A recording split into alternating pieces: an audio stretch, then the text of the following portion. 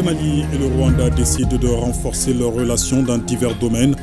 Pour cela, les deux pays s'apprêtent à tenir la toute première grande commission mixte de leur coopération. Les experts maliens et rwandais sont réunis depuis ce matin à Kigali pour préparer la réunion ministérielle prévue lundi. De larges sourires à l'ORTM cet après-midi. Un nouveau studio de production de la structure est inauguré par le ministre en charge de la communication avec une régie de dernière génération. Le studio porte le nom de Tcherno Ahmed Cham. Dans la foulée, l'ORTM a réceptionné également du matériel roulant offert par l'UNICEF. À ne pas manquer dans ce 20h, le grand format de la rédaction. Nous nous intéressons à l'organisation des examens de fin d'année ce soir. Les acteurs de l'école malienne affichent leur optimisme après une année scolaire jugée paisible. Batraoré est allé à leur rencontre.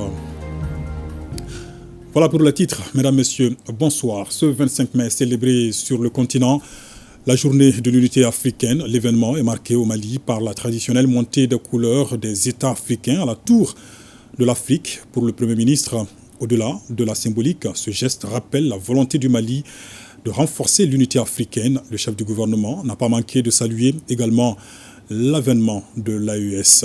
Alouzeni Touré nous propose ici la réaction du chef du gouvernement.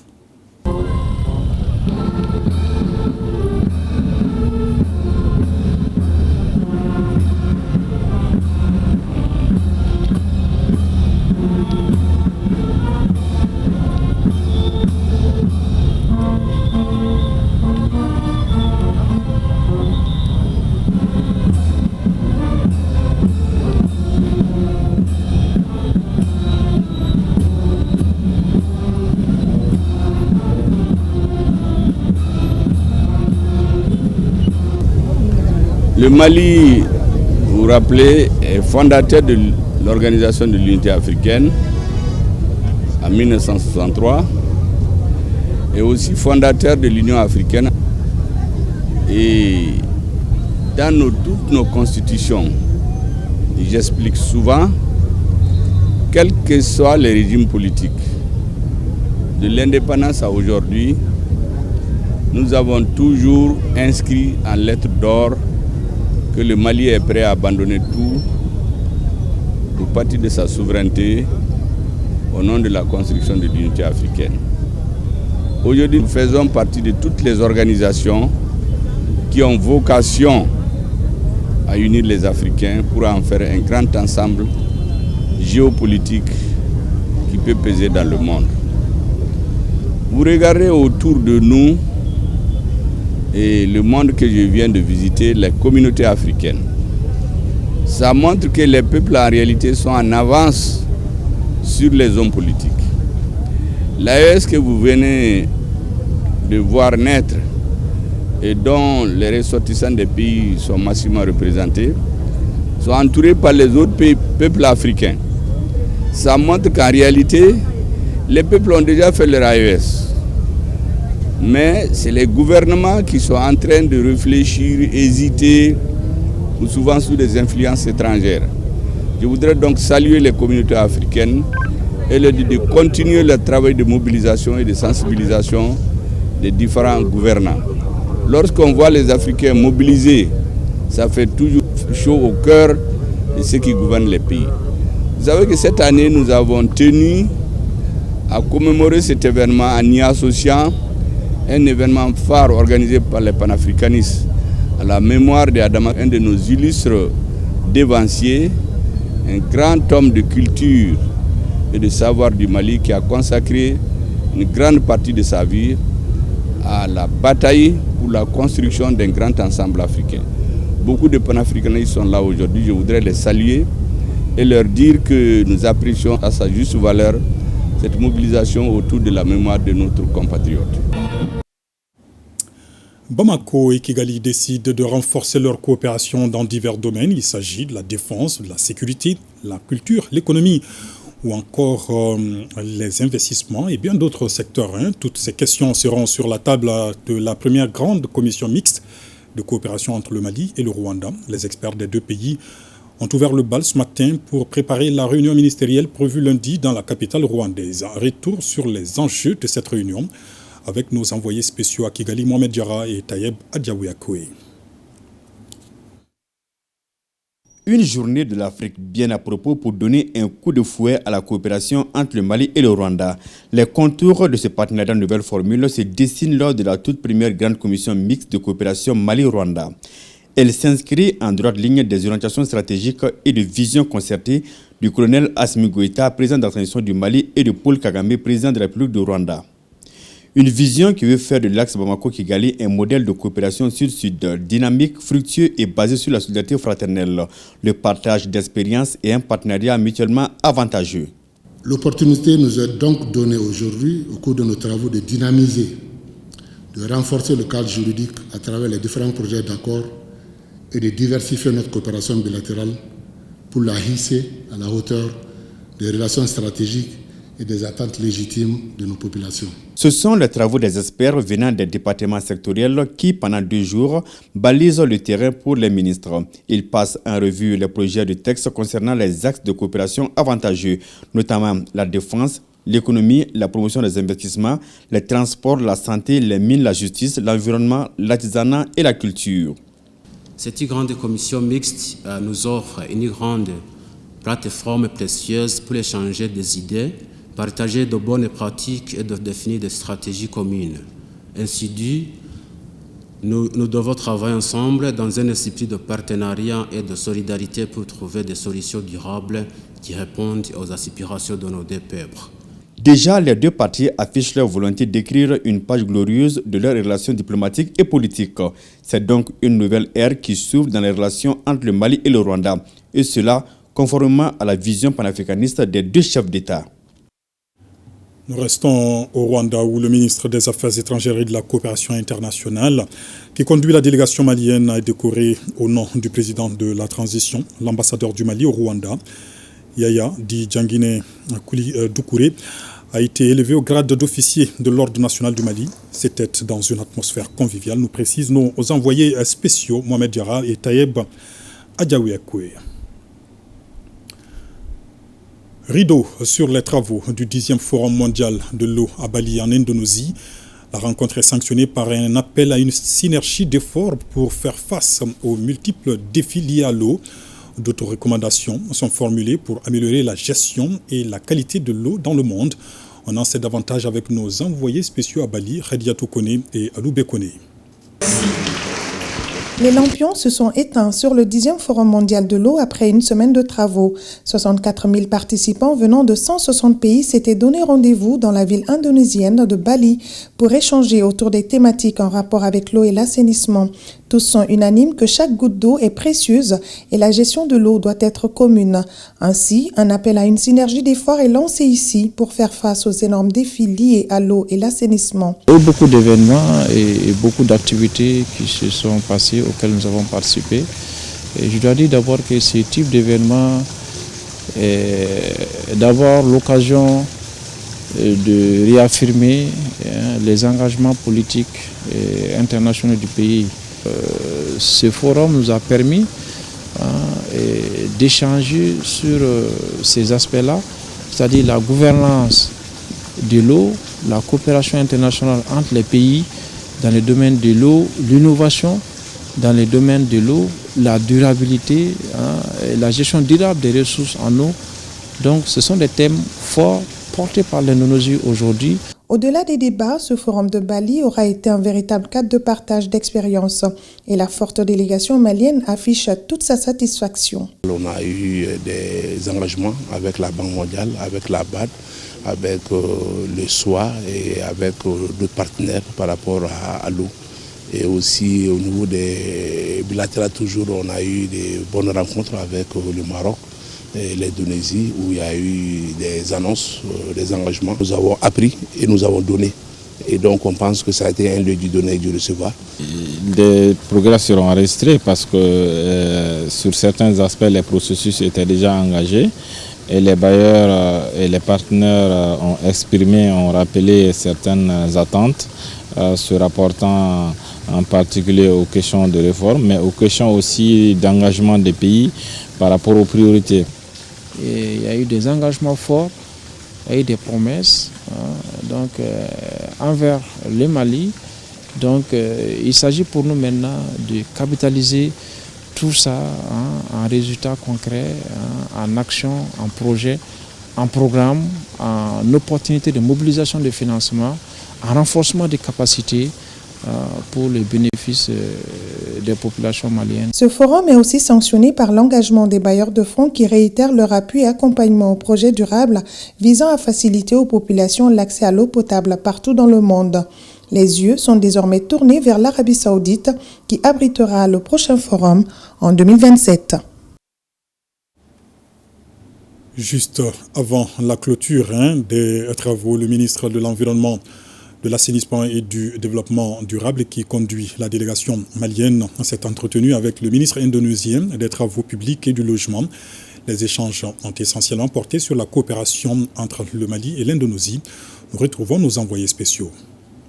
En Indonésie, offrir du Kintamani, le café le plus cher au monde, à son hôte est un acte de fraternité.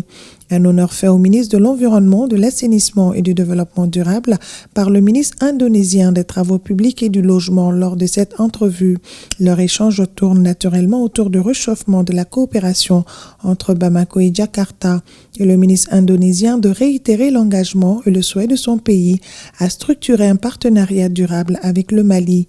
Il évoque notamment la création d'un centre d'excellence sur la recherche des ressources en eau et compte sur l'expertise de notre pays.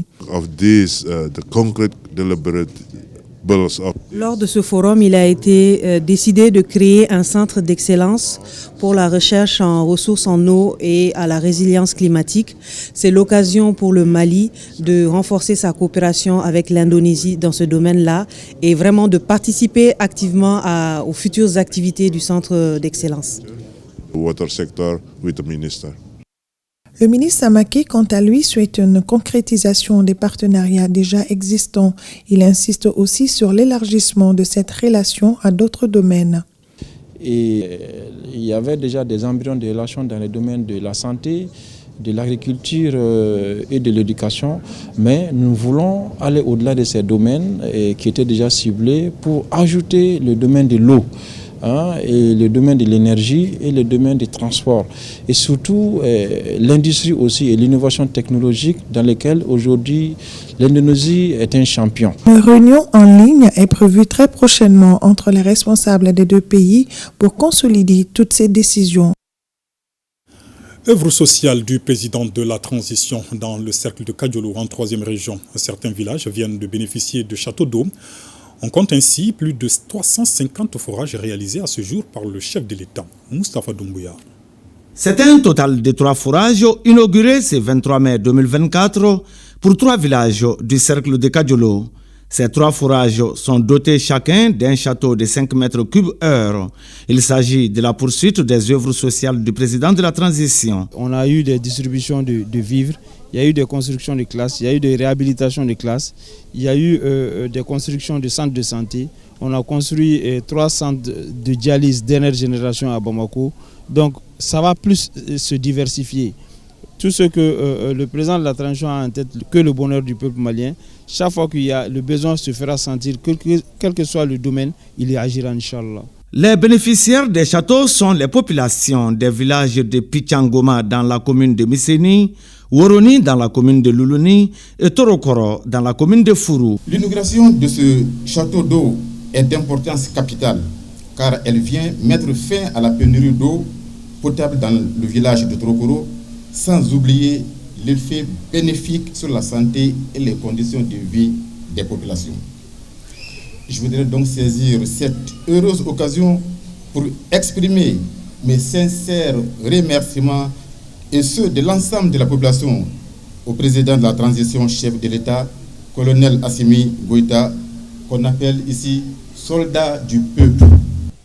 Nous, femmes de Woroni, nous sommes très satisfaites de cette œuvre du président de la transition, car l'eau c'est la vie. Notre école existe depuis 50 ans, mais ne disposait pas de point d'eau. Ce forage est donc bénéfique pour l'école et pour les femmes du village. Il faut noter la mobilisation des autorités administratives et politiques du cercle de Kadiolo pour l'inauguration de ces 3 châteaux qui complètent à 352 le nombre de forages réalisés dans le cadre des œuvres sociales du président de la transition. Les travaux de construction de 500 logements de la cité de la douane du Mali sont lancés. C'est à Diala Korobougou, à Séyi, dans la commune de Baguineda. C'est le ministre en charge de l'habitat qui a posé la première pierre en présence du directeur général des douanes et de plusieurs autres personnalités. Cette première tranche coûtera près de 13 milliards et demi de francs CFA. Mamari Kone, Abouakar Traoré. Un douanier, un toit, telle est l'ambition affichée par la section syndicale des travailleurs de la douane.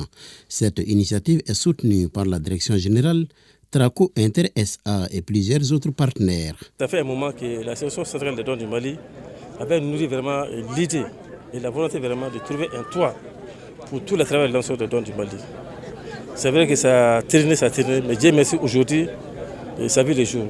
En vue de la réalisation du projet, un partenariat a été signé entre la section syndicale des douanes et la société immobilière Traco Inter SA pour construire 2000 logements.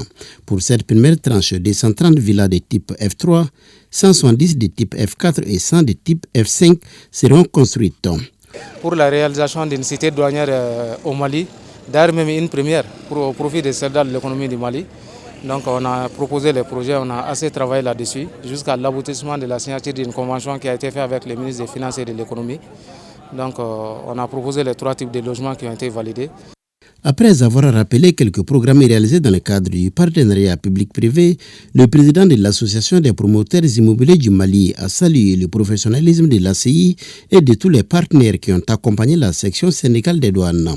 En encourageant ces genres de programmes, nous pourrons ainsi réduire le déficit en logement, dynamiser le secteur de l'immobilier, favoriser la création d'emplois directs et indirects, lutter contre l'autoconstruction, lutter contre les quartiers mal lotis et l'amélioration de l'environnement fiscal de l'État. Selon le directeur général des douanes, cet événement heureux intervient à quelques jours de la rencontre des directeurs généraux des douanes de 24 pays africains avec comme centre d'intérêt le partenariat. Autant nous sommes exigeants avec l'agent des douanes pour l'atteinte de tous les objectifs, autant nous sommes attentifs à tous les aspects de développement du personnel douanier. Quand on parle de développement du personnel douanier, il y a des questions de renforcement des capacités, il y a des questions de gestion des carrières, mais il y a aussi toutes les questions de motivation et de soutien à l'agent des douanes. Donc c'est l'occasion pour moi de remercier d'abord le ministère de l'économie et des finances pour tout l'accompagnement permanent. Nous sentons à côté de nous une section syndicale, pas tout le temps revendicative, mais une section syndicale engagée pour l'atteinte des objectifs. Au nom du ministre de l'économie et des finances, parrain de la cérémonie, le ministre en charge de l'habitat a salué cette initiative de la section syndicale des douanes qui répond selon lui aux aspirations des autorités. Permettez-moi de féliciter la section syndicale des douanes du Mali pour avoir pensé ce projet vital qui est le témoignage d'un partenariat fructueux entre le secteur public et privé. À ce titre, je réitère ma disponibilité et mon accompagnement pour sa réussite. C'est aussi le lieu pour moi de remercier les efforts louables consentis par les travailleurs des douanes en vue de sécuriser l'économie de notre pays et surtout de renflouer les caisses de l'État, comme en témoigne l'atteinte des objectifs de recettes qui leur ont toujours été assignés. Cette première tranche de 500 logements sur les 2000 prévus coûtera 13 milliards 350 millions de francs CFA pour un délai d'exécution de 24 mois.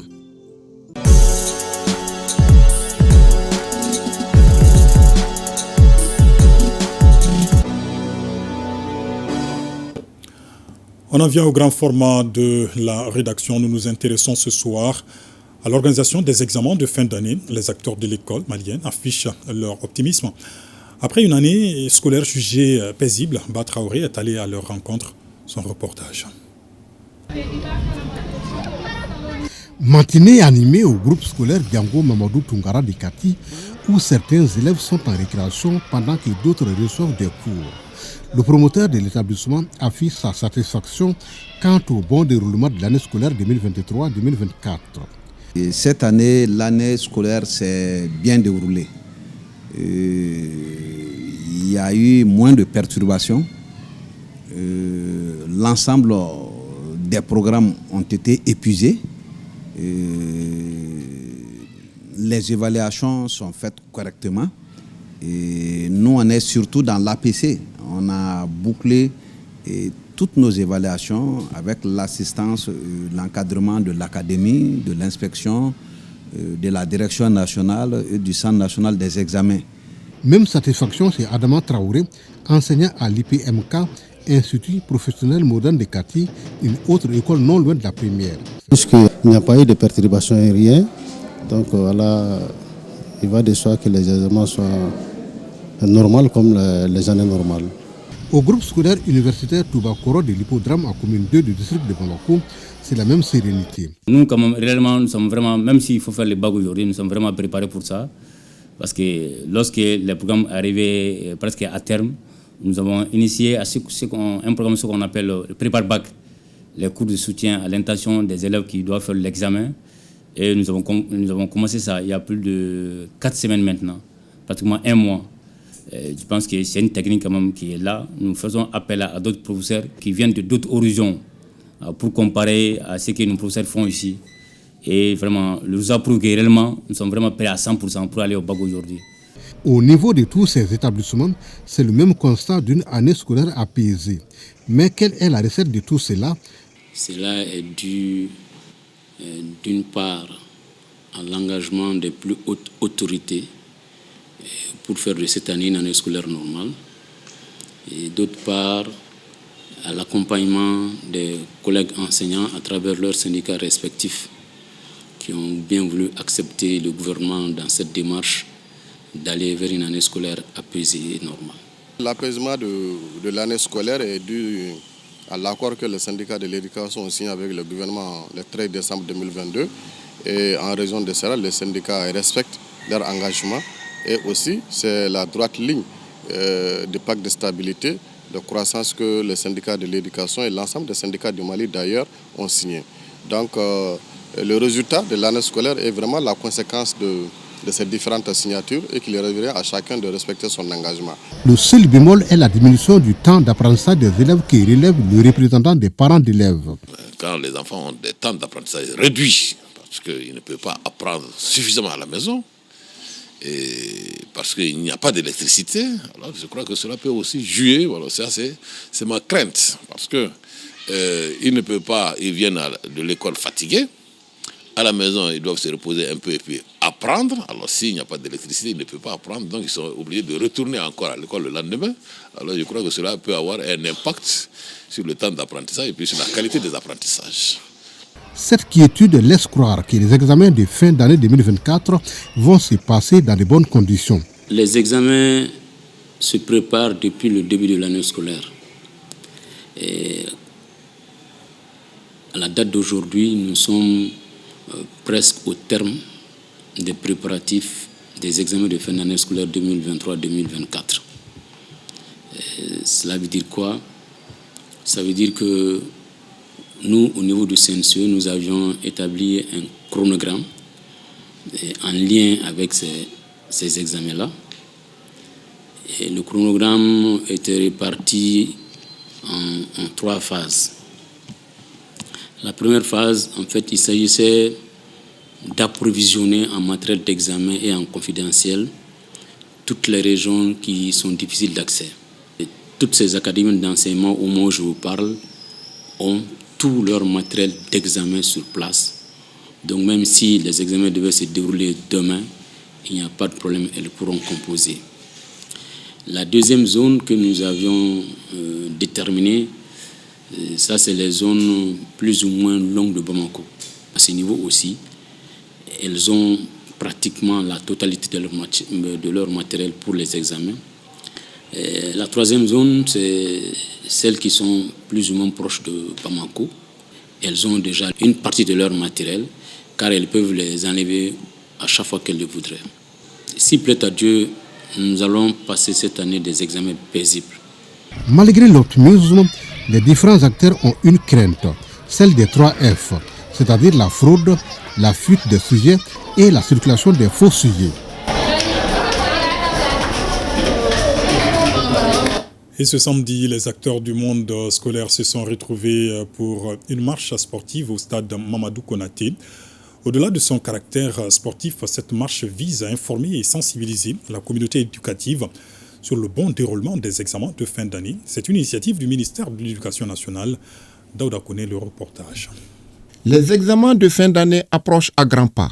Pour une année réussie, le ministère de l'Éducation nationale organise une marche sportive pour les acteurs du monde scolaire pour lutter contre la fraude. À la tête du peloton, le ministre de l'Éducation nationale, Amadou Sissavani. Après 25 minutes de marche sur le tartan du stade Mamadou Konaté et des exercices d'étirement et d'assouplissement, le ministre s'est adressé au milieu de candidats et responsables scolaires par rapport aux examens et à la fraude qui discrédite l'école malienne aux yeux des observateurs. C'est une marche de mobilisation pour contrer tout ce qui, l'esprit un peu malin, je dirais même l'esprit malin au sens étymologique, c'est-à-dire les esprits qui veulent faire du mal pour les contrer dans leur tentative de mettre la zizanie dans l'organisation des examens. On n'en a jamais voulu, on n'en veut pas aujourd'hui, on n'en voudra pas demain, on s'est mobilisé contre ça. Cette stratégie de lutte contre la fraude du ministère de l'Éducation nationale est de mettre les candidats au cœur de l'action. Et pour preuve, le slogan « Je suis candidat, je m'oppose à la tricherie ». Le syndicat national des travailleurs de l'enseignement secondaire rejoint la CSTM, Confédération syndicale des travailleurs du Mali. Les deux parties viennent de signer un accord dans ce sens. Une cérémonie couplée à la mise en place de la plateforme des syndicats des travailleurs du Paris Mutuel Urbain Mali, PMU Mali. Le reportage est signé Benogo Fofana. En signant cet accord d'affiliation, le syndicat national des travailleurs de l'enseignement secondaire, Syntex, regagne la famille CSTM, Confédération syndicale des travailleurs du Mali. Cette adhésion du Syntex à la CSTM est motivée par plusieurs raisons, parmi lesquelles le renforcement des ressources humaines et financières, une meilleure représentativité, la formation et autres. Elle vise également une synergie d'action pour l'atteinte des objectifs qui lui sont assignés. Le Syntex est convaincu que pour réussir à cette ambitieuse, noble mission, nous devons nous accepter, nous donner la main dans une union sacrée autour de nos revendications afin qu'ensemble nous pouvons relever ce défi commun. Couplé à cette cérémonie d'affiliation du Syntex, la signature du protocole de la mise en place de la plateforme des syndicats des travailleurs du PMU Mali, dénommée Plateforme de concertation et d'unité d'action syndicale. La plateforme réunit à son sein les 3 syndicats du PMU Mali, à savoir le syndicat national des travailleurs du PMU Mali, le syndicat des promoteurs du PMU Mali et le syndicat des revendeurs du PMU Mali, tous membres de la CSTM. Cette plateforme de concertation, c'est pour vraiment joindre nos efforts, avoir cette plateforme commune pour maintenant avoir des actions concertées. Le Syntex bénéficiera désormais des échanges, non seulement au niveau du comité exécutif, mais des contacts et des échanges qu'il aura avec les 18 syndicats et fédérations affiliés à la Confédération. Ensemble, nous avons échangé et nous avons compris que ces 3 syndicats doivent signer une plateforme face à l'employeur commun pour que désormais ils prennent leurs revendications en commun et les défendre en commun. Selon le secrétaire général de la CSTM, l'adhésion des différents organes à la CSTM ne fait que renforcer sa lutte et d'autres affiliations sont attendues dans les jours prochains. 65 milliards de francs CFA, une enveloppe du Royaume des Pays-Bas pour soutenir le programme d'intégration durable des sols au Sahel, améliorer l'écologie et la production alimentaire. Le programme couvre le Mali, le Burkina Faso, le Niger et le Nigeria pour une durée de 10 ans. Bokari Koulibaly. Insuffisance d'investissement dans le maintien de la fertilité et la santé des sols, changement climatique, Conséquence, la dégradation de l'écosystème, l'infertilité constante des sols, la rareté des pluies, ce sont entre autres les maux dont souffrent les sols sahéliens. Pour raviver la fertilité des sols, améliorer l'écosystème et la production alimentaire, 3 organisations et 4 pays du Sahel se donnent la main pour faire face à ces défis à travers le programme Soil Values. Les résultats attendus de Soil Value sont ambitieux et promettent un impact significatif d'environ 1,5 million de petits exploitants agricoles, dont 800 000 femmes, par la réduction de l'écart de rendement et accroître leur résilience au choc climatique. Mise en œuvre par le consortium IFDC en collaboration avec SNV et l'université Wageningen, le programme Soil Value est financé par la Direction générale de la coopération internationale des Pays-Bas à hauteur de 65 milliards de francs CFA pour une durée de 10 ans. Ce programme est une opportunité à saisir pour catalyser le changement et améliorer la vie des populations du Sahel. Il est en parfaite cohérence avec le document de stratégie et politique de développement agricole du Mali. Ce programme régional vise à améliorer la fertilité des sols et la capacité productive de 2 millions d'hectares de terres agricoles au Burkina Faso, au Mali, au Niger et au nord du Nigeria. Le programme Soil Value concerne également le Ghana et la Côte d'Ivoire. Son lancement ouvre ainsi les vannes de l'intégration de la gestion durable des sols au Sahel afin de construire un avenir résilient pour le bien-être des communautés. Plus de 66 millions de francs CFA coût du projet d'assistance médico-psychologique aux populations affectées par la crise humanitaire dans la région de Kidal. Il est financé par le Fonds central des urgences des Nations Unies.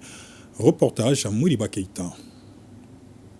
Après une première phase reçue, le projet d'assistance médico-psychologique aux populations affectées par la crise humanitaire vient d'être renouvelé à travers l'acquisition d'un nouveau financement pour le bien-être des populations déplacées internes PDI. Le projet CERF est un projet qui arrive à point nommé pour alléger les besoins les plus urgents des populations déplacées internes dans la région de Kidal. Et les voilà aujourd'hui lancer ces activités pour le bonheur des bénéficiaires. Cette effectivité a été facilitée par l'accompagnement des plus hautes autorités qui n'a jamais fait défaut. C'est donc pour moi le lieu de les féliciter et de leur rendre un vibrant hommage. Le projet d'assistance médico-psychologique aux populations affectées par la crise humanitaire tient à cœur aux plus hautes autorités de notre pays sous le leadership de son Excellence colonel Assimi Goïta, président de la transition, chef de l'État. L'État va continuer à assurer son rôle régalien de sécurisation de son territoire, de sa population et de ses biens en vue d'assurer les meilleures conditions de votre retour au niveau de vos terroirs ou localités de départ avec l'accompagnement y afférent permettant d'impulser l'économie locale, facteur de paix sociale. Cette cérémonie de lancement du projet d'assistance au profit des populations affectées par la crise humanitaire de la région de Kidal s'est terminée par la visite du site des déplacés internes d'Intikwa de Kidal.